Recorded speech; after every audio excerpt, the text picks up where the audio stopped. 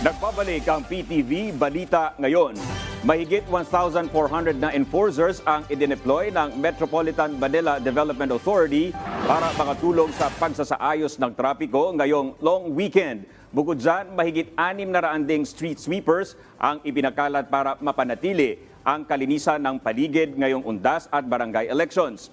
Kasabay ng pagdagsa ng mga biyaherong pauwi ng probinsya ang inaasahang pagbigat ng trapiko sa ilang lugar. Kaya naman may ikinasa na ring hakbang ang MMDA para sa provincial buses.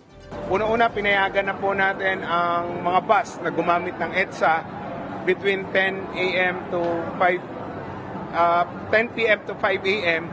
At aaralin lang po natin pag medyo lumuwag-luwag pa, baka payagan na po natin ang buong araw para bumilis yung turnaround time at mas maging mabilis yung pagbiyahe ng ating mga bus.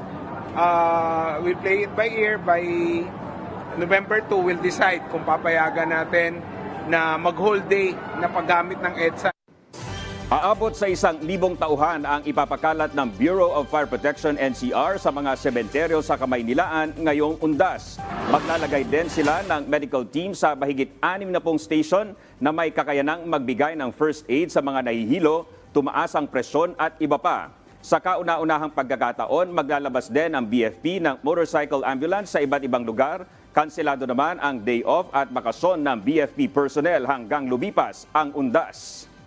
At yan ang mga balita sa oras na ito. Para sa iba pang updates, i-like at i-follow kami sa aming Facebook at Twitter sa @PTVPH. Ako po si Dominic Albelor. Magandang tanghali.